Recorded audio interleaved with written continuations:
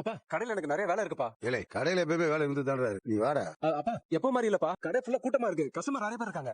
அப்பா சொன்னா நம்ப மாட்டீங்க, டெலிவரி வேற 30க்கு மேல இருக்கு. முடி கிடக்கா? ஆமாப்பா. அப்பா சீரை மயில் வாங்கிட்டப்பா, நான் அத்தை கிட்டயும் மாமா கிட்டயும் ஃபோன் பண்ணி பேசிக்கிறேன். சரிடா, அப்ப நீ வேலையை போய் நான் சொல்லிக்கிறேன்.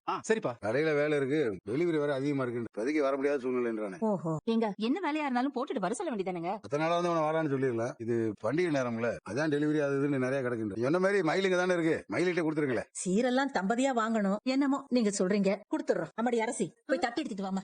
என்ன மாப்ள, என்னமா உங்க அப்பாவுக்கு? இல்ல மாமா, வியாபாரம் எல்லாம் எப்படி போகுதுன்னு விசாரிக்க கூப்பிட்டாராம். ஆஹா, சரி சரி சரி, நல்லது. சரிங்கப்பா. ஏண்டி உன் புருஷனுக்கு கொஞ்சம் கூட மரியாதை தெரியாதா? நான் போன் போட்டு குடுக்குறேன், நீயே கேக்குறியா? இன்னுமா அவருக்கு கோபம் குறையல? மா, அவரை பத்தி பேசுறது கொஞ்சம் விடுமா. சீர்கான காசு அப்பா எப்படி கொண்டு வந்தாருன்னு சொன்னாரா உன்கிட்ட?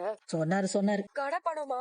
இன்னைக்கும் நாளைக்கும் தீபாவளி பிஸில கணக்கு பார்க்க மாட்டாங்க. தீபாவளி முடிஞ்சதுக்கு அப்புறமா கண்டிப்பா பாப்பாங்க. ஐயோ, அதெல்லாம் நான் கொடுத்துறேம்மா, நீ பதட்டப்படாத. சொல்றீங்க ஏன்பா இப்படி இங்க இருந்தே பணத்தை எடுத்துட்டு இங்கே சீர் செய்யணுமா? மீனா வீட்ல இருந்து சீர் செஞ்சுட்டாங்க. புதுசா கல்யாணம் பண்ணிட்டு வந்த சுகன்யா வீட்ல இருந்து சீர் செய்வாங்க. நாங்க உன்னை மட்டும் அப்படியே விட்டுற முடியுமா? அப்புறம் இந்த வீட்ல உன் மரியாதை என்ன ஆவறது? மரியாதை மரியாதை அப்படியே கொடி கட்டி பறந்துட்டு இருக்கு. நீ பாத்த, நீ வேற எதுக்குமா தேவையில்லாததெல்லாம் பேசுற? உனக்கு உன் புருஷனை கைக்குள்ள போட்டுக்க தெரியல. மா வந்துட்டல, சீர் கொடுத்தாச்சுல, உன் வேலை முடிஞ்சிருச்சுல.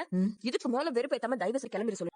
கிளம்புறேன், சும்மா கத்தாத. இந்த பாரு மயிலு, உங்க அப்பா சொன்னாருங்கிறதுக்காகலாம் நாளைக்கு மாப்பிளைய கூட்டிட்டு வீட்டுக்கு வந்துடாத. புரியல. மாப்பிளை வராருன்னா கறி சமைக்கணும், விருந்து வைக்கணும், இனிப்பு காரம் எல்லாம் வாங்கி வைக்கணும். அது மட்டும் இல்ல, நாங்களும் பழைய துணியெல்லாம் போட்டுக்கிட்டு நிக்க முடியாது. எங்களுக்கு துணிமணி வாங்கணும், பட்டாசு எல்லாம் வாங்கணும். ஏமா